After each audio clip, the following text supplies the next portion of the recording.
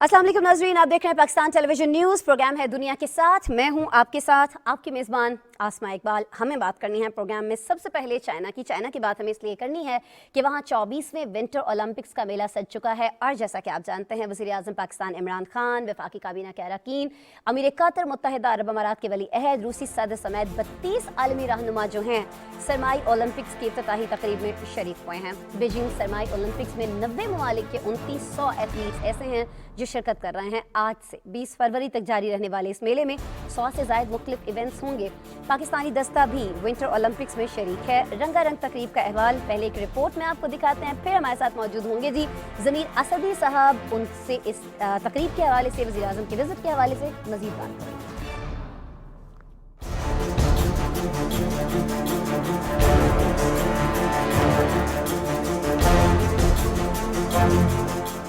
चीन की दारुल हुकूमत बीजिंग में 24वें विंटर ओलंपिक्स का मेला सज गया।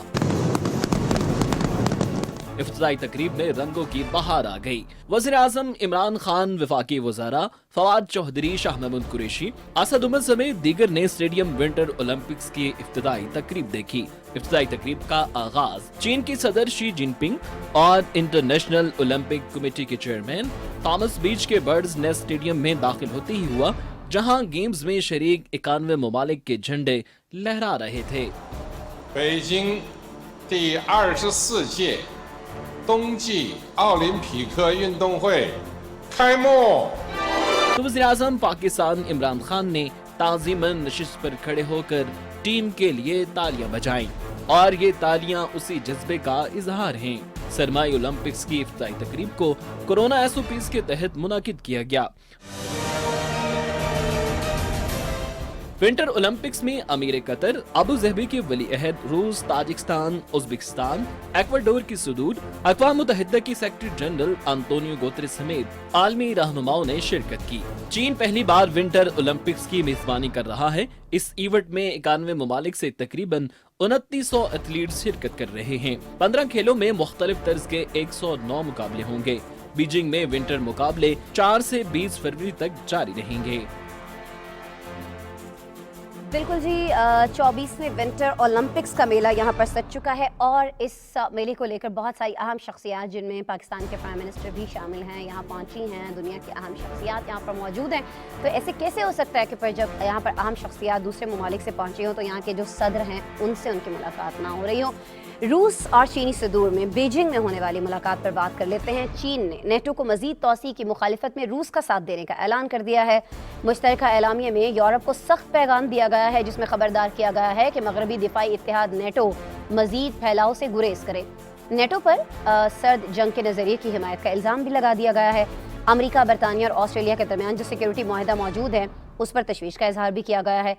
आपको बताएं कि रूस ने ताइवान के मामले पर चीन की मुकम्मल हिमायत की है और अमेरिका को शदीद तनकीद का निशाना बनाया है। व्लादिमीर पुतिन और शी जिनपिंग ने यूरोप और एशिया पैसिफिक के खित्तों में अमेरिकी मुदाखलत को नाकाबिले कबूल करार दिया है। दोनों ममालिक मगरबी दबाव के बावजूद एक दूसरे के करीब आते चले जा रहे हैं। क्रेमलिन ने इस मुलाकात के बाद रद्द-ए-अमल में कहा कि दोनों रहनुमाओं में तामीरी बातचीत की गई है।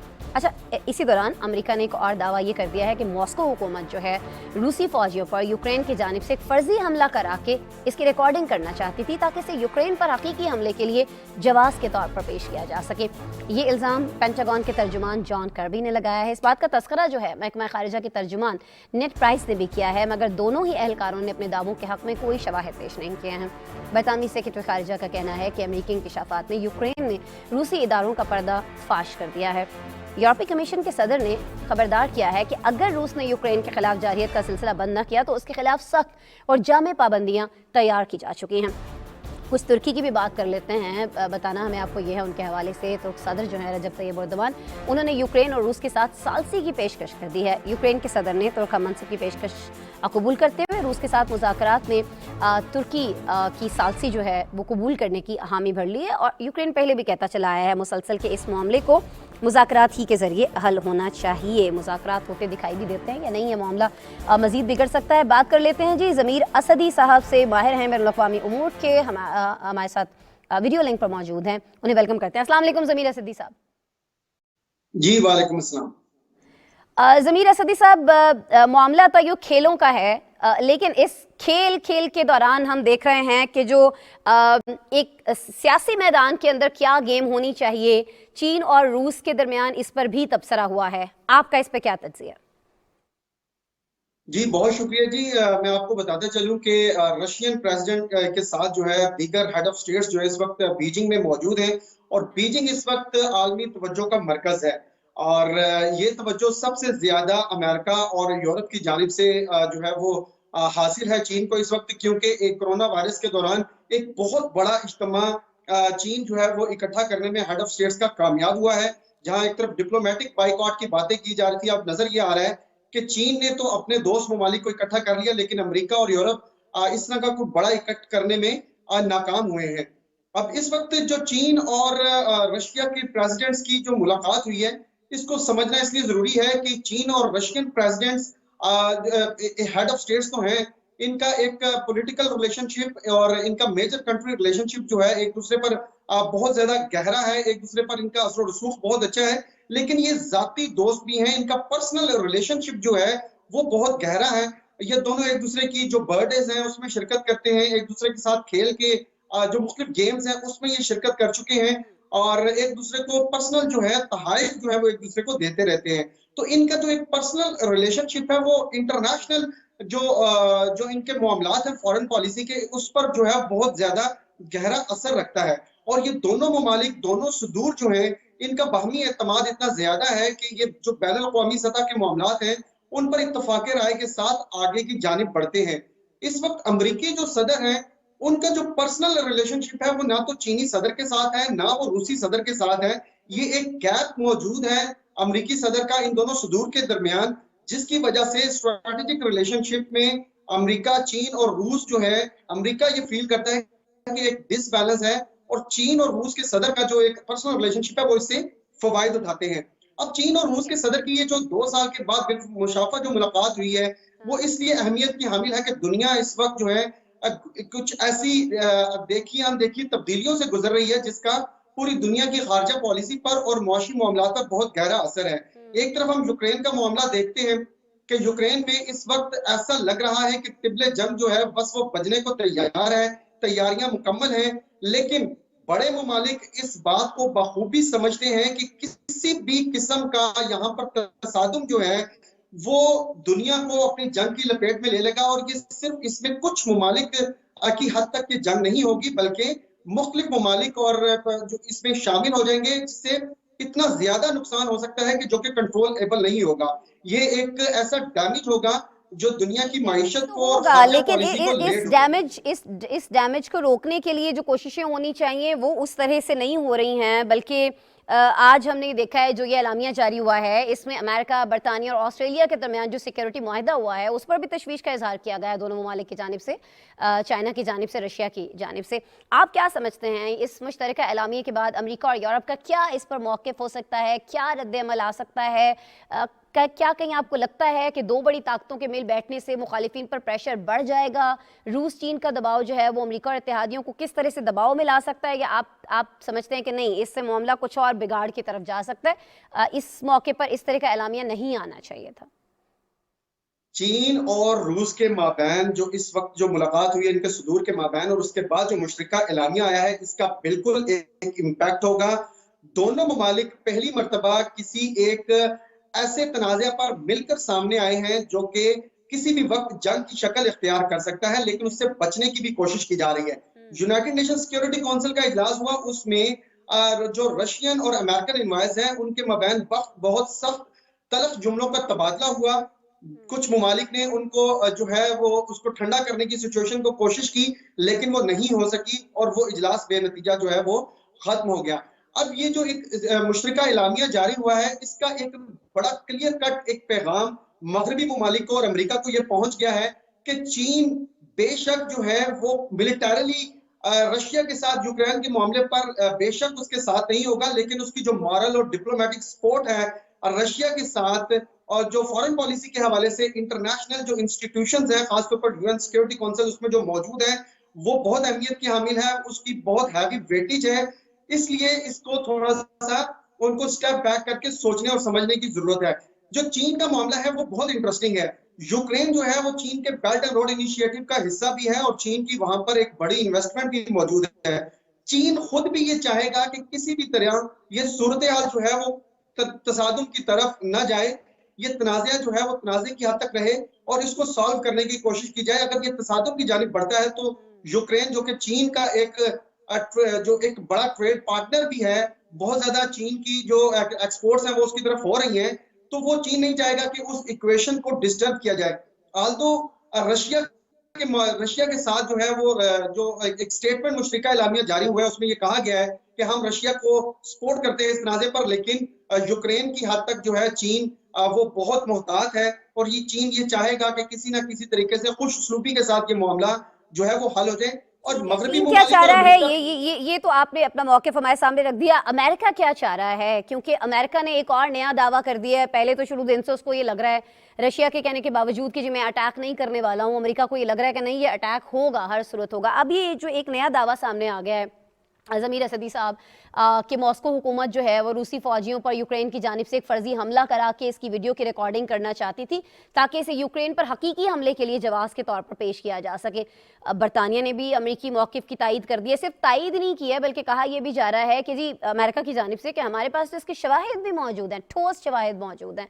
तो अगर ऐसा है तो फिर मामला क्या रुख इख्तियार कर सकता है? देखें, अमेरिका की जानिब से ये जो दावा किया जा रहा है कि रशिया को फॉल्स फ्लैग ऑपरेशन जो है वो प्लान कर रहा है, इनके इस दावे को जो है वो बहुत सख्ती से जो मॉस्को की जानिब से मुस्तरद किया गया और उसमें ये साइड किया गया है, जो बयान जारी किया गया है कि अमेरिका जो है इस तरह के दावे इराक के हवाले से भी कर चुका है, अफगानिस्तान के हवाले से भी कर चुका है और इस वक्त जो दुनिया में मुख्तलिफ पिछले 20 सालों में हम जो मिलिटरीली जो प्रॉब्लम्स देखते हैं उसमें अमेरिका के जो बेबुनियाद और गलत किस्म के दावे थे वो बुनियाद बने और दुनिया में हजारों लाखों अमवात जो है वो सामने आई। रशिया ने इसको बिल्कुल मुस्तरद किया कि किसी किस्म के फॉल्स फ्लैग ऑपरेशन की तैयारी नहीं हो रही, लेकिन अमेरिका और मगरबी ममालिक जो है उनका रवैया रूस को जंग की तरफ धकेल रहा है और रूस ने जो है बड़ी यकीन दहानी कराई है।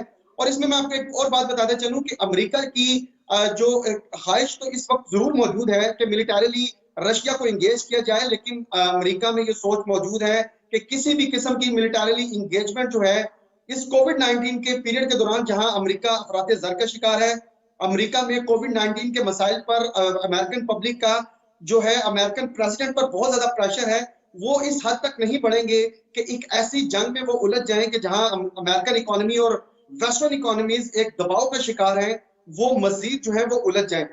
कुछ यूरोपीय ममालिक ऐसी हैं जैसे जर्मनी है, हर जानिब से उससे यही दिखाई दे रहा है कि कोई भी इस जंग में नहीं पड़ना चाहता है और अब इस जंग में इसको रोकने के लिए तुर्क सदर जो है उन्होंने एक बड़ी पेशकश कर दी है। यूक्रेन के दौरे के दौरान ये पेशकश उनके सामने आई है। आपको लगता है कि अमली तौर पर भी तुर्क सदर जो हैं वो कुछ कर सकते हैं? यूक्रेन ने तो इसको कबूल कर लिया है, मॉस्को की जानिब से भी कोई इसको कबूल करेगा और अगर करेगा तो फिर सिचुएशन बदल सकती है थोड़ी, अमेरिका की जानिब से फिर मामले को समझा जाएगा अगर तुर्की कोशिश करता है।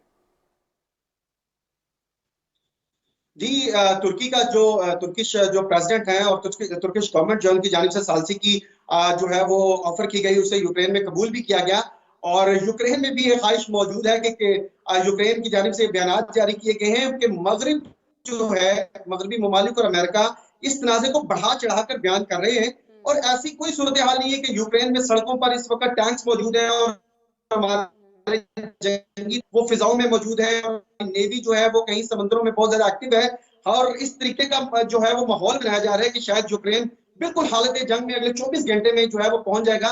ऐसी सिचुएशन नहीं है। हम ये चाहते हैं कि तुर्की के इसके अलावा जो भी दीगर ममालिक हैं वो अगर किसी भी किस्म की जो है वो मुसालियत कराना चाहते हैं तो हम तैयार हैं।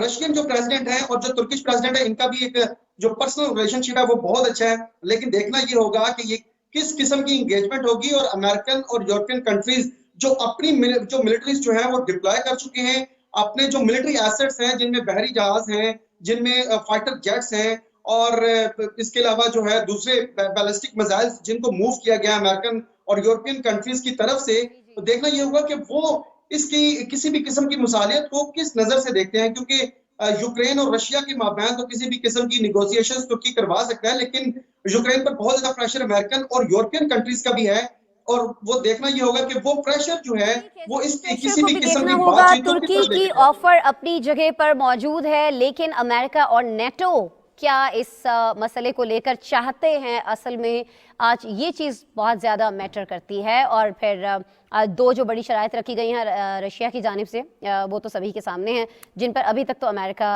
मानता हुआ दिखाई नहीं देता। बहरहाल ज़मीर असदी साहब, आप माहिर हैं बैनुल अक़वामी उमूर की बात कर रहे थे, मेरे शो के लिए वक्त निकाल रहे थे, बहुत शुक्रिया सर आपके वक्त के लिए। अच्छा जी, यहाँ हम अमेरिका का जिक्र कर रहे थे, रशिया के साथ जो भी उसका मामला चल रहा है यूक्रेन को लेकर, और फिर जब जिस तरह से एक एलामिया आज जारी हुआ है दो बड़े सदूर की, रशिया एंड चाइना के एलामिया जो जारी हुआ उस पर भी हमने बात की है। अमेरिका की हमें आगे भी बात करनी है। अमेरिका के हवाले से अहम खबर ये आई थी कि अमेरिकी स्पेशल फोर्सेस जो हैं उन्होंने दाइश के सरबरा अबू इब्राहिम अल हाशमी अल कुरैशी को हलाक करने का दावा किया था। ये दावा सामने आने के बाद व्हाइट हाउस ने अब इसकी तस्दीक भी कर दी है।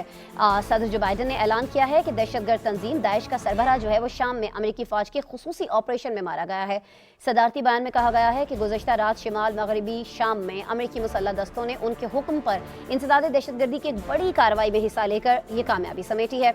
इस ऑपरेशन के बाद जो तमाम शरीक अफराद थे जो शाम भेजे गए थे, वो तमाम के तमाम बाहिफाजत अमेरिका वापस पहुंच गए हैं। अमेरिकी सदर ने यह भी कहा कि इस ऑपरेशन का जो मकसद था वो अमेरिकी अवाम और हमारे इत्तेहादियों की हिफाजत और दुनिया को ज़्यादा महफूज बनाना था। अच्छा नाज़रीन, इस बारे में एक आला अमेरिकी एहलकार जो हैं उन्होंने जब मीडिया से बात की तो उन्होंने बताया कि ऑपरेशन के दौरान अबू इब्राहिम हाशमी ने खुद को धमाके से उड़ा दिया था और इसी नतीजे में उनके अहल खाना भी मारे गए। उनमें ख़वातीन भी थीं, उनके बच्चे भी शामिल थे। जबकि इस ऑपरेशन में कोई अमेरिकी फ़ौजी हलाक या ज़ख्मी नहीं हुआ है, इस बारे में कोई इत्तलात नहीं है। ये उनका दावा है कि नुकसान उसी तरफ हुआ है। अच्छा नाज़रीन, अब दाइश के जो सरबरा हैं उनके खिलाफ अमेरिकी अस्करी कार्रवाई में कुर्द फोर्सेस ने भी हिस्सा लिया है। ये ऑपरेशन ये वो तस्वीर हैं जो इस ऑपरेशन के बाद जारी की गई हैं। बताया ये जा रहा है कि शाम में अदलब के इसी इलाके में किया गया है जहां अबू इब्राहिम के पेशरू और दाइश के बानी सरबरा अबू बकर अल बगदादी ऐसे ही एक मिलिट्री ऑपरेशन में 2019 में मारे गए थे।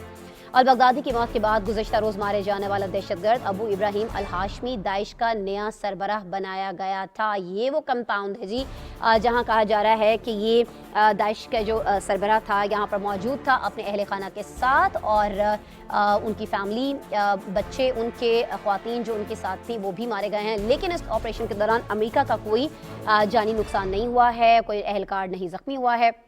अच्छा नाज़रीन, एक जानिब जहां अमेरिका की इस कामयाबी को बहुत ज़्यादा सराहा जा रहा है, वहीं इस हमले में 13 मजीद लोगों की ज़िया पर अमेरिकी इंटेलिजेंस इदारों पर एक बार फिर से सवालात उठाए जा रहे हैं। लेकिन ये कह दिया गया है कि क्योंकि उन्होंने खुद को धमाके से उड़ा लिया था, इसलिए ये जो कार्रवाई में मासूम लोग मारे गए हैं, साथ में जो ख़वातीन मारी गई हैं, जो बच्चे मारे गए हैं, उसमें तो जी अमेरिका का कोई कसूर ही नहीं है, क्योंकि धमाके से तो उन्होंने खुद को उड़ाया है। ये अभी तक जो अमेरिका बता रहा है वो इत्तलात हैं, असल हक़ाइक़ जो हैं वो तो खैर बहुत बाद में सामने आएंगे। हमारे साथ मौजूद हैं जी सीनियर तज्ज़ियाकार फैज़ुर रहमान साहब, जो हमें ये सिचुएशन बेहतर अंदाज में बता भी सकते हैं, समझा भी सकते हैं। उनसे बात करते हैं, वेलकम करते हैं। अस्सलाम वालेकुम फैज़ुर रहमान साहब। वालेकुम अस्सलाम अस्मा, थैंक यू वेरी मच। आपका शुक्रिया सर वक्त के लिए। सर ये फरमा दीजिएगा कि अमेरिका ने अब इस बात की तस्दीक कर दी है जी कि अबू इब्राहिम अल हाशमी जो हैं वो मारे जा चुके हैं। क्या डिटेल सामने आई हैं इस पे तो हम आपसे बात करेंगे। पहले ये बता दीजिएगा कि दाइश के सरबराह की हलाकत कितनी बड़ी कामयाबी है सर अमेरिका के लिए? देखिए, इस वक्त जो सिचुएशन है अमेरिका के अंदर माशी लिहाज से और डिफरेंट जो नौकरियां वगैरह हैं और फिर ख़ुद सियासी हालात ऐसे हैं कि अपने सदर बाइडन साहब काफ़ी कमज़ोर होते हुए नज़र आ रहे हैं। ख़ुद उनके जो इम्पोर्टेंट जो इनिशिएटिव्स थे वो अब तक कामयाब नहीं हो सके हैं, जिसमें एक मेजर जो इंफ्रास्ट्रक्चर बिल वगैरह था। तो आपस में यहाँ बहुत खुलफुशार और बड़ा इंतशार है सियासी लिहाज से। तो ये एक तवज्जो हटाने के लिए और एक कामयाबी लेने के लिए, या जिसे हम इंग्लिश में कहते हैं लो हैंगिंग फ्रूट्स, कि जो चीज़ एक आसानी से ली जा सकती है उसको, तो मेरा अपना ख्याल ये है कि बाइडन एडमिनिस्ट्रेशन ने इसको as a low hanging fruit कामयाबी के तौर पर यहाँ पर प्रोजेक्ट किया है, और अपनी एक थोड़ी सी ये दिखाने के लिए कि ये एक स्ट्रॉन्ग गवर्नमेंट है, मैं एक कमज़ोर सदर नहीं हूँ, मेरी उम्र हालांकि इतनी हो चुकी है और अक्सर मतलब उनसे गलतियाँ भी होती हैं बातचीत के दौरान, लेकिन ये एक उनको अपने आप को, इस सदर को खुद स्ट्रॉन्ग दिखाना, और जो यहाँ के जो मसाइल हैं बहुत शदीद मसाइल, जैसा मैंने अर्ज़ किया इससे पहले, सियासी और माशी, उन पर से तवज्जो हटाकर अपनी कुछ कामयाबियों को दिखाना कि मैंने ये काम किया है। ये तो बहरहाल एक बड़ा रुख है, बड़ी पिक्चर है। लेकिन देखिए, हम सब जानते हैं कि दाइश हुए या और जो दूसरी इंतहा पसंद तंजीमें हैं, उनके ख़िलाफ़ जो अमरीकी और मगरबी ममालिक की काम जो कार्रवाइयाँ हैं वो ऑन गोइंग हैं, वो रुक नहीं रही हैं। हम अक्सर अब ख़बरों में नहीं सुनते क्योंकि दूसरे मसाइल हमारे सामने आ गए हैं, लेकिन ये ऑन गोइंग एक्टिविटीज़ हैं, ऑन गोइंग कार्रवाइयाँ हैं, और इसमें सिर्फ मगरबी ममालिक ही शामिल नहीं है, बल्कि पाकिस्तान हुआ और जो रीजनल जो खित्ते में दूसरे ममालिक हैं वो भी इसमें शामिल हैं। तो ये एक ऑन गोइंग प्रोसेस के नतीजे में मारे गए हैं अल हाशमी साहब, और ये एक कामयाबी बहरहाल उन लोगों के लिए है जो खुद शाम के लोग जो दाइश के मजालिम का शिकार बन रहे थे। और आपने देखा कि अब दाइश के जो एलिमेंट्स हैं वो खुद काफ़ी हद तक खुद हमारे अपने बॉर्डर पर आके बैठ गए थे, लेकिन अब हम सुनते हैं कि उनका तकरीबन वहाँ से अफगानिस्तान से भी ख़ात्मा कर दिया गया है। तो ये एक ऑन गोइंग चीज़ है। इसको जो इस वक्त हाईलाइट किया जा रहा है उसके दो पहलू हैं। एक तो ये कि थोड़ी तवज्जो यहाँ के अपने मसाइल से हटाना, अपने आप को एक मजबूत सदर दिखाना, क्योंकि उन्होंने खुद सदर बाइडन ने खुद आकर बाकायदा वाइट हाउस से इसका ऐलान किया। जिस तरह कि आपको याद होगा कि जब सदर ओबामा ने जब उसामा को कत्ल किया था, तो वो एक इस तरह का जो सीन आपको वहाँ दोबारा देखने को नजर आया। जी आसमा। ठीक है। अच्छा, इससे पहले ये जो खबर अभी आई है, हम देख रहे थे कि शाम में दाइश ने एक बार फिर से जोर पकड़ना शुरू कर दिया था ना। और सर, आपको याद होगा, शायद बात भी आप ही से हुई थी, जब चंद दिन पहले दाइश ने शाम के शहर अल-अस्का में जेल पर एक बहुत बड़ा हमला किया था, कई दहशतगर्दों को रिहा करा दिया था। कहा यह भी जा रहा था कि स्लीपर सेल्स अभी बहुत ज़्यादा मौजूद हैं, सिर्फ शाम में नहीं और बहुत सारी जगहों पर दाइश के। क्या इसी खदशे के पेश नज़र अमेरिका ने दाइश के सरबराह को निशाना बनाया? चले, इसका तो जवाब आपने किसी हद तक दे दिया कि जो ऑनगोइंग एक प्रोसेस है उसके तहत हुआ है, लेकिन ये बताइएगा कि इससे दाइश को खुद कितना नुकसान हुआ है, इस तंजीम का कितना बड़ा लॉस है ये? देखिए, इसने दाइश ने एक मैं ज़ाहिर है कि ये मैं समझता हूँ कि बहुत बड़ा ख़तरा है, न सिर्फ दुनिया के लिए बल्कि ख़ुद हमारे मुसलमान ममालिक के लिए, मुसलमान आबादियों के लिए बहुत बड़ा ख़तरा है। और आप देख रहे हैं कि जो सबसे ज़्यादा जो बड़ा निशाना बने हैं इनकी जुल्म और बर्बरियत का, वो 100% अपने मुसलमान लोग अफ़गानिस्तान से लेके शाम, इराक़ तक। तो इन लोगों ने हमेशा अपनी जुल्म और बर्बरियत का निशाना हमको बनाया है, मुसलमानों को बनाया है। अच्छा, अब हैविंग सेड दिस, इनकी जो अपनी एक तंजीम साजी है उसमें आपने देखा है कि जब इनका बानी जब अबू बकर मारा गया, जब उसको वो हलाक हुआ, तो उसकी फ़ौरन बाद इन्होंने अपने आप को रिस्ट्रक्चर किया। और लगता यही रहा है कि इनकी जो effectiveness in the sense of like उनकी ऑर्गेनाइजेशनल जो पावर है वो किसी हद तक इंटैक्ट रही, और उनके हमले भी जारी रहे, इसके अलावा उनका फैलाव भी जारी रहा। तो इस तंजीम में बदकिस्मती से ये सलाहियत मौजूद है कि वो अपने आप को दोबारा रीग्रुप करके फौरी तौर पर कोई अपना नया सरबराह लेके आए, और वही अपना जो है एक खून आशाम जो उनकी एक्टिविटीज़ हैं वो जारी रख सकें। तो उसकी जो तंजीमी सलाहियत के लिहाज से मैं समझता हूँ कि ये एक धचका है, लेकिन इतना बड़ा नहीं है। ये लोग रीग्रुप होंगे दोबारा फौरी तौर पर। फैजुर रहमान साहब के एक नया सरबराह जो है वो चुन लेंगे और इनको कोई ऐसा खास फर्क नहीं पड़ने वाला है। अब मुझे बस वो एक शहर जो है इस तंजीम के अंदर, वो चूंकि दुनिया में बहुत ज़्यादा बढ़ता हुआ दिखाई दे रहा है, ख़ास तौर पर नौजवानों के अंदर एक बहुत बड़ी तादाद है लोगों की सर जो दाइश में शमूलियत के लिए आ रही है। इनमें न सिर्फ मर्द हैं बल्कि बहुत सारी ख़वातीन भी हैं ना, जिनके हवाले से ख़बरें और रिपोर्ट्स आती रहती हैं। अक्सर आज भी ख़बर थी कि लबनान से 48 नौजवान हैं जो हैं वो गुर्बत से तंग आकर दाइश में शमूलियत के लिए मुल्क छोड़कर चले गए हैं। क्या रीज़न है? रीज़न ये है कि जिन ममालिक से ये लोग आते हैं वहाँ पर मसाइल बहुत ज़्यादा हैं, या वाक़तन दाइश में कोई ऐसी अट्रैक्शन है जो इन बच्चों को, इन नौजवानों को, ख़वातीन को खींच रही है अपनी तरफ? तो फिर इसे निमटने के लिए क्या कर रही है आलमी बरादरी? देखिए, ये एक कसीरुल जहत मसला है अस्मा। इसमें अगर हम सिर्फ ये कहें कि गुर्बत से तंग आकर लोग इस किस्म की तंजीम को ज्वाइन करते हैं और अपने आप को भी तकलीफ़ में और हलाकत में डालते हैं, बल्कि अपने आसपास के लोगों को, अपने ख़ानदानों को बेपनाह मसाइल से दो चार करते हैं, तो गुर्बत एक फैक्टर नहीं है। आपने जैसे कि अभी ख़ुद फरमाया कि इसमें बहुत सी तो लड़कियां, नौजवान लड़कियां थीं जिन्होंने जाकर लंदन और यूरोप के जो इंतहाई अच्छे खुशहाल इलाकों से जाकर उन्होंने दाइश को ज्वाइन किया और वहाँ पर जो सो कॉल्ड कोट अनकोट दाइश वाइफ्स के तौर पर उनको जाना गया दुनिया के सामने। और ख़ुद अमेरिका से यहाँ लोग वहाँ पर गए हैं। मैं सिर्फ बल्कि मुसलमानों की बात नहीं कर रहा, बहुत से कॉन्वर्ट्स हैं जो मगरबी ममालिक से जाकर उन्होंने इस तंजीम को ज्वाइन किया है। तो यस, एक गुर्बत एक फैक्टर है, लेकिन मैं ये समझता हूँ कि जो सहर अंगेज, जो आपने सहर अंगेज़ी की जो बात की है, इसमें क्या सहर है, ये बयानिया है। ये वो लीडरशिप है जो अपने बयान से, अपनी शख्सियत से लोगों को मरूब करती है और उनको इस रास्ते पर डालने की कोशिश करती है। और इसमें सिर्फ बयानिया ये नहीं है कि मैं उन्हीं को मुकम्मल तौर पर कसूरवार नहीं ठहरा रहा। इसमें हमारी अपनी जो दुनिया की और जो हमारे अपने माशरों की भी ज़्यादतियाँ हैं, खुसूसन मगरबी ममालिक में मुसलमान ममालिक के साथ जो सलूक रवा रखा जा रहा है। जो आप कश्मीर का जो इशू आप देखते हैं, फ़लस्तीन का जो इशू देखते हैं, आप इगर्स का जो इशू देख रहे हैं, और जो दुनिया में जहाँ जहाँ मुसलमानों को मारा जा रहा है, आम एक तासुर ये है नौजवानों में, चाहे वो ख़वातीन हो या मर्द हो मुसलमान, उनमें कि ये सिर्फ इसलिए किया जा रहा है कि वो मुसलमान हैं। और इसका आप रिएक्शन देख रहे हैं कि लोग एक तरह से बहुत ज़्यादा, स्पेशली नौजवान तबका है, वो बहुत ज़्यादा उनका खून उबलता है इस मसले पर और वो जाकर इसको ज्वाइन करते हैं। मेरी अपनी दानिश में ये गलत तरीक़ा है। इसको आप जब ज्वाइन करते हैं ऐसी इन किस्म की तहरीकों को, तो ना सिर्फ ये कि आप अपने आप को तो ज़ाहिर बराह रास्त नुकसान पहुँचा रहे हैं, बल्कि अपने मज़हब का और अपने माशरों का भी बहुत बड़ा नुकसान करते हैं।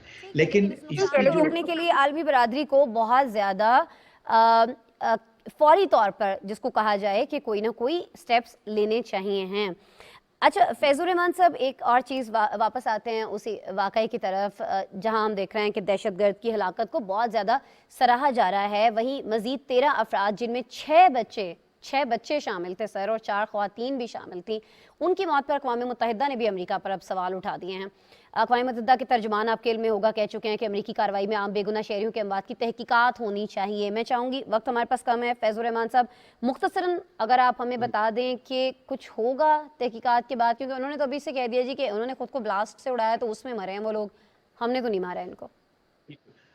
अस्मा, ये मगरिब की, खुसूसन अमेरिका की एक बहुत बड़ी नाकामी है कि इंतहाई एडवांस्ड टेक्नोलॉजिकल कौम होने के बावजूद ये जो कोलैटरल डैमेज है या कोलैटरल जो हलाकतें हैं, इसको ये लोग कम नहीं कर पाए। और उसकी वजह सिर्फ ये है कि ज़ाहिर बद इंतज़ामी है खुद, और ये भी एक आम बात सामने आती है आपके कि टेक्नोलॉजी पर टोटल रिलायंस जो है वो किस कदर ख़तरनाक है आम लोगों के लिए। और यही एक रीज़न है, वन ऑफ द रीज़न्स के जो लोग इस तरह से जो बज़न होते हैं मगरिब से और आमादा होते हैं जाकर, हमको मालूम है कि इसमें से बहुत से लोग जो ज्वाइन कर रहे हैं दाइश को और किस्म की इंतहा पसंद तंजीमों को, इनमें इन लोगों के रिश्तेदार और करीबी दोस्त और अहबाब भी हैं जो इंतकामन भी जाकर वहाँ पर ज्वाइन करते हैं। तो ये यकीनन बहुत बड़ी नाकामी है। और इस पर ये कहना कि यहाँ पर अमेरिका में भी बहुत से ऐसे जो क्वार्टर्स हैं, हल्के हैं, इस पर सख्त तनकीद करते हैं, लेकिन ये हमारी एक मजमूई नाकामी है।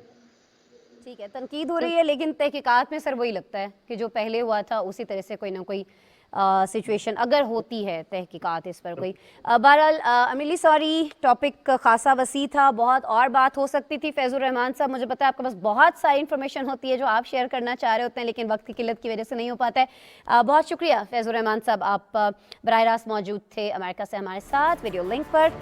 गुफ्तगू आप उनकी सुन रहे थे। जी अमेरिका की तो बात हो गई, कुछ बरतानी सियासत की भी आज बात कर लेते हैं। 10 डाउनिंग स्ट्रीट में कोरोना लॉकडाउन के दौरान एक पार्टी हुई थी। ये पार्टी जो है ये बहुत बड़ा तनाज़ा बन गई थी। क्यों बन गई थी? इसलिए बन गई थी कि जी बरतानवी वज़ीर आज़म बोरिस जॉनसन जो हैं वो इसमें शामिल थे। वो वज़ीर आज़म जो पूरे मुल्क को कह रहे हैं कि बाहर नहीं निकलिएगा, मेल जोल जो है उसको कम कर दीजिए, बाकी सारी एक्टिविटीज़ जो है उनको छोड़ दीजिए क्योंकि हर तरफ तो कोविड है, लेकिन खुद वो पार्टी करने में मसरूफ़ थे। अब क्या हो रहा है जी, बोरिस जॉनसन के साथ बहुत सारी तनकीद के बाद हो ये रहा है क्योंकि उनके जो अपने थे, उनके जो साथी थे, वही उनका साथ छोड़ने लग गए हैं। 2 रोज़ में जॉनसन के चीफ स्टाफ समेत 5 करीबी साथी जो हैं वो अपने ओहदों से मुस्तफ़ी हो गए हैं। ओहदों में ये जो इस्तीफ़े दिए गए हैं मुख्तलिफ ओहदों से, इनमें बरतानवी वज़ीर आज़म के साथ 14 साल से काम करने वाली जो पॉलिसी चीफ थी वो भी शामिल हैं जी। बहुत सारे प्रिंसिपल प्राइवेट सेक्रेटरी भी थी इनकी, कम्युनिकेशन डायरेक्टर भी थे इनके, उन्होंने भी रिज़ाइन कर दिया। और रिपोर्ट से बता रही हैं कि वज़ीर आज़म बोरिस जॉनसन के चारों करीबी साथियों ने इस तहकीकाती रिपोर्ट के सामने आने के बाद इस्तीफा दिया है, जिस रिपोर्ट में इंकशाफ ये किया गया था कि बरतानवी वज़ीर आज़म ने कोरोना लॉकडाउन की पाबंदियों की परवाह नहीं की थी और मुतअद्दिद मरतबा पार्टियां मुनक़िद की, कोई एक दफ़ा नहीं की थी। बरतानवी वज़ीर आज़म को कोरोना पाबंदियों के दौरान सरकारी रिहाइशगाह पर पार्टियां करने के बायस शदीद दबाव और तनकीद का सामना है। अवाम में भी शदीद गम और गुस्सा पाया जाता है। हमारे साथ गेस्ट मौजूद हैं जी, डॉक्टर अख्तर गुलफाम साहब, सीनियर जर्नलिस्ट हैं, लंदन ही से हमें वीडियो लिंक पर ज्वाइन कर रहे हैं, उनसे बात करते हैं। अस्सलाम वालेकुम डॉक्टर साहब। वालेकुम अस्सलाम। डॉक्टर साहब बहुत शुक्रिया, बहुत माजरत, बहुत इंतज़ार आपको करना पड़ा, तवील इंतज़ार के लिए माजरत आपसे। सर ज़रा ये फरमा दीजिएगा, क्या आपको दिखाई देता है इस केस के अंदर बोरिस जॉनसन के साथ होने जा रहा है? बहुत अरसे से उनके इस्तीफे का मुतालबा किया जा रहा है, अब तो उनके साथी खुद ही इस्तीफे दे के जा रहे हैं, तो क्यों नहीं दे रहे ये जॉनसन साहब, खुद क्यों नहीं दे रहे इस्तीफा? असल में बात यह है कि बोरिस जॉनसन जो बरतानवी वज़ीर आज़म है, उनको थोड़ा सा पर्दे के पीछे छुपने का मौका मिल गया। पहले उन्होंने बहाना बनाया सूगे रिपोर्ट का, जब वो आई उस पर बहुत ज़्यादा तनकीद थी बोरिस जॉनसन की लीडरशिप पे। उन्होंने जो पार्टियां की 15 पार्टियां जो हैं जिनमें से 3 पार्टीज ऐसी हैं जिसमें उसने खुद शिरकत की, और उन 12 पार्टीज जो यहाँ की पुलिस है, मेट पुलिस उसको कहते हैं, मेट्रोपॉलिटन पुलिस, वो तहकीकात भी कर रही है। तो जो आपने सवाल किया है, वो पहले उस सूग्रे रिपोर्ट के आने का इंतजार करते रहे और उसके बाद उन्होंने ये कहा कि क्योंकि मेट पुलिस जो है वो इस सब की तहकीकात कर रही है और जब मेट की रिपोर्ट आएगी तो उसके बाद मैं फैसला करूंगा कि मुझे जाना चाहिए या नहीं जाना चाहिए। लेकिन ये बड़ा अहम सवाल है। ये बरतानवी हिस्ट्री के गालबन पहले वजीर आजम हैं कि जिन पे इतना दबाव है, जिस पे इतनी तनकीद की जा रही है कि वो इस्तीफा दे, लेकिन वो इस्तीफा नहीं दे रहे। इससे पहले किसी भी वजीर आजम पर मामूली सा शाइबा भी होता था तो वो अपनी वजारत छोड़ देता था। ये पहले वजीर आजम है बरतानिया के कि जो इतना कुछ होने के बावजूद उनकी 10 डाउनिंग स्ट्रीट जो कि उनकी सरकारी रिहाइशगाह है, वहां पे पार्टीज हुई। और सबसे अहम बात यह है कि जबकि पूरा बरतानिया जो है वो लॉकडाउन के अंदर जो लॉकडाउन में मसरूफ था, उस वक्त उनके फ्लैट के अंदर जो वहां जो वो रहते हैं, उस फ्लैट के अंदर पार्टी मुनक़िद हुई जिसमें उन्होंने खुद भी शिरकत की। तो बरतानवी अवाम जो है वो बहुत ज्यादा गुस्से में है। इनकी जो रेटिंग है वो बहुत बुरी तरह से गिर रही है और लेबर पार्टी जो है जो इनकी मद्दे मुकाबिल है, जो इनकी ओपोजिशन में है, उनकी रेटिंग काफी बढ़ रही है। सो ये आपको कुछ फिर होता दिखाई दे रहा है, ये अवाम का गुस्सा, ओपोजिशन का गुस्सा किसी तो और कम होगा या नहीं? बात जो है वो इस्तीफे पर ही आके आपको खत्म होती दिखाई देती है? मेरा नहीं ख्याल कि बरतानवी अवाम का गुस्सा कम होगा, लेकिन जो पॉलिसी जो है बोरिस जॉनसन की वो ये है कि बरतानवी अवाम के लिए ब्रेक्जिट के मामले में और यहाँ की जो प्राइस एनर्जी की प्राइसेस जो है स्काई हाई गई हैं, उसको कंट्रोल करने के लिए और इस तरह थोड़ा सा किसी और मद में जो है यहाँ की अवाम को जो है कुछ रिलीफ दिया जाए तो शायद जो बरतानवी अवाम है इनको काबिल कबूल हो जाए। लेकिन ये बहुत मुश्किल है। बरतानवी अवाम जो है यहाँ 100% लिटरेसी रेट है। यहाँ के लोग जानते हैं, उनको पता है, उनको मालूम है, उनको इल्म है कि कौन उनके लिए अच्छा है, कौन उनके लिए अच्छा नहीं है, कौन उनके लिए बुरा है। सो समझदार हैं, इतना ज्यादा लिटरेसी रेट है, तो फिर ये ओमिक्रॉन के केसेस क्यों बढ़ते चले जा रहे हैं सर? क्यों ऐसा हो रहा है कि जो कुछ बरतानवी वजीर आजम करते रहे हैं, अब कुछ उसी के नक्शे कदम पर हमें बरतानवी शहरी चलते हुए दिखाई दे रहे हैं? कोई बहुत सारी जगहों से तलात आ रही है सर हमारे पास कि कोई SOPs पर अमल दरामद नहीं हो रहा है सच जैसे होना चाहिए ओमिक्रॉन को लेकर, और यही वजह है कि केसेस बहुत ज्यादा बढ़ गए।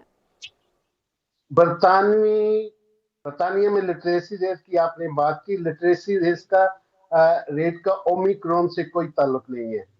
अमल क्यों नहीं करते, आपका बहुत अच्छा सवाल है। जिस वक्त घर का सरबराह जो है वो सीरियस नहीं होता तो उसके नीचे वाले लोग सीरियस नहीं होते।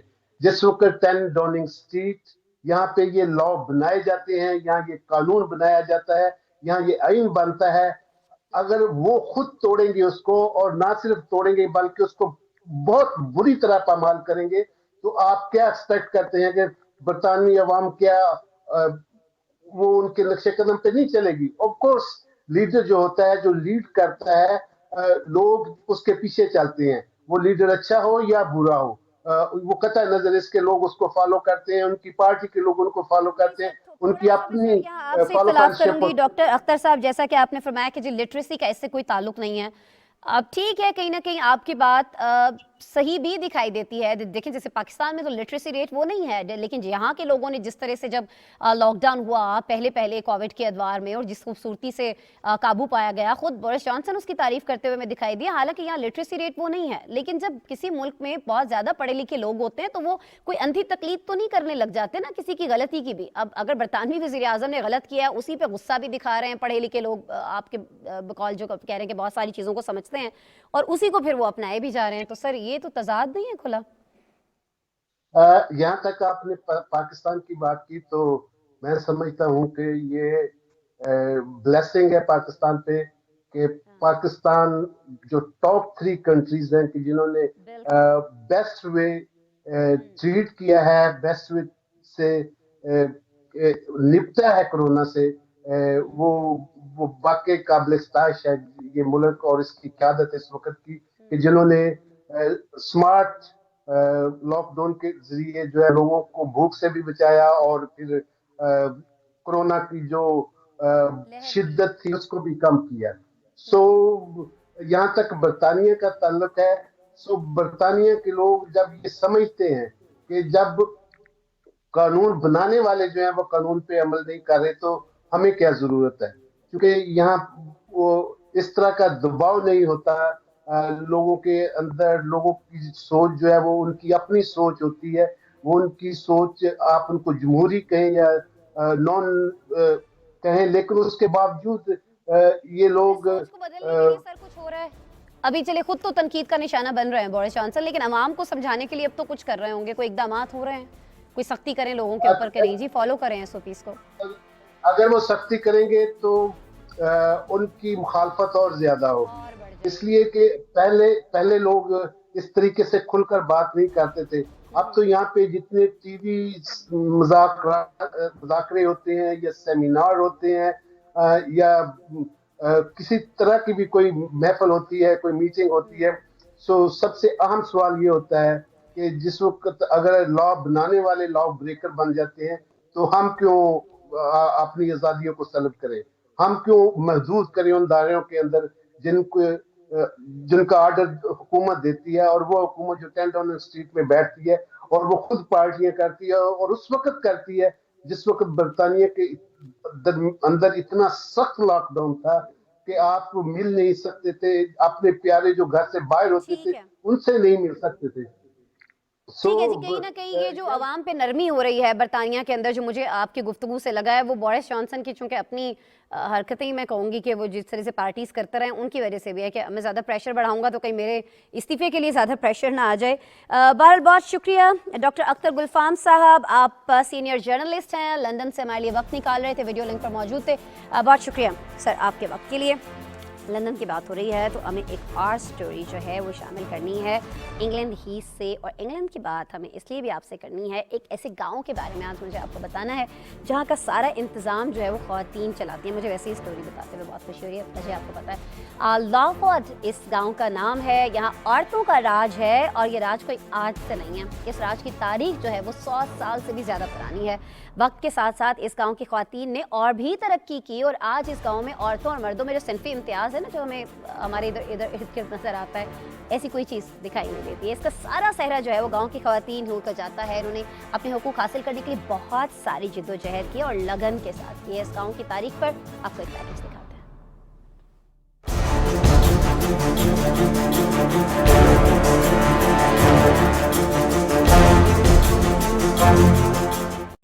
इंग्लैंड का लॉफोर्ड नामी गांव बाइख्तियार खवातीन के हवाले से एक लंबी तारीख रखता है। इस गांव में एक खातून पोस्ट मास्टर हैं तो एक पोस्ट वुमेन हैं, एक स्कूल की मालकन हैं तो दूसरी चर्च की क्लर्क हैं। वक्त गुजरने के साथ लाफोर्ड नामी ये गांव जदीद दौर की कम्युनिटी में तरक्की करता चला गया और आज तकरीबन 4300 आबादी वाले इस गांव में आज भी औरतें इक्तदार की अहम जिम्मेदारियां संभाले हुए हैं। गांव के सबसे बड़े स्कूल जिसमें 890 बच्चे पढ़ते हैं उसकी सरबराह एक खातून है। सेली मॉरिस नामी स्कूल प्रिंसिपल होने के अलावा गांव के सेनेट मेरी चर्च की शरीक पादरी भी हैं। सेली मॉरिस का कहना है कि इनके नजरिए में मर्द और औरत बराबर हैं।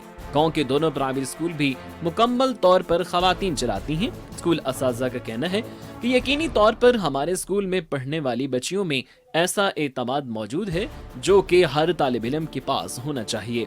हमारी तालिबात को मालूम है कि वो कुछ भी हासिल कर सकती हैं और रवायात उनकी राह में हायल नहीं है।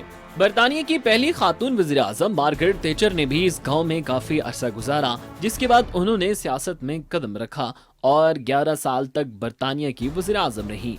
गांव की खवातीन का कहना है कि यहाँ के पानी में ऐसा कुछ जरूर है जो खवातीन को खुद इत्मीनान देता है। शायद इसकी वजह वो खवातीन हैं जिन्होंने उस दौर में जब खवातीन का किसी ओहदे को संभालना मायूब समझा जाता था, सिनफी इम्तियाज को बालाए ताक रखकर अहम ओहदे संभाले और हमारे लिए मशाले राह बनी।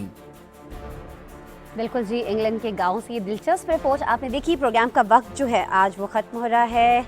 मंडे को आपसे दोबारा मुलाकात हो रही होगी। अपना बहुत सा ख्याल रखिएगा और चलते चलते हमारा सेगमेंट चलते चलते जरूर देखिएगा। अमेरिका की 3 रियासतों में आसमानी बिजली की एक लहर बैक वक्त देखी गई। टेक्सास, लुइसियाना और मिसिसिपी में चमकने वाली इस आसमानी बिजली का फैलाव तकरीबन 500 मील पर मुहित था, जो अब एक नया रिकॉर्ड बन गया है। अक़वाम मुत्तहिदा की वर्ल्ड मेट्रोलॉजी ऑर्गेनाइजेशन के मुताबिक लंबाई के लिहाज से माजी में कभी भी ऐसी आसमानी बिजली नहीं देखी गई।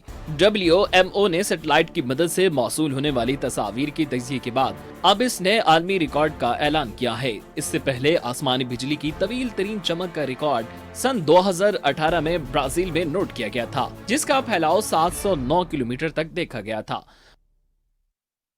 ड्रानी फिल्मों के शौकीन लोगों के लिए सऊदी अरब में खुला मुनफरिद रेस्टोरेंट, जहां जुबीज और चुड़ैलें आने वालों का इस्तकबाल करती हैं। सऊदी दारुल हुकूमत रियाज में खोले जाने वाले मुनफरिद रेस्टोरेंट में खाने की मेज पर भी इंसानी खोपड़ियां और खून दिखाई देता है।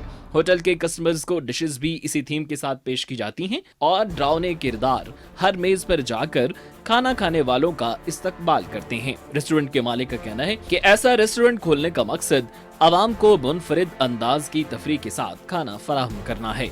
जुबीज और चुड़ैलों का किरदार अदा करने वाले अदाकारों को खुसूसी तरबियत दी गई है और उनके लिए खुसूसी स्ट्यूम्स भी बनवाए गए हैं।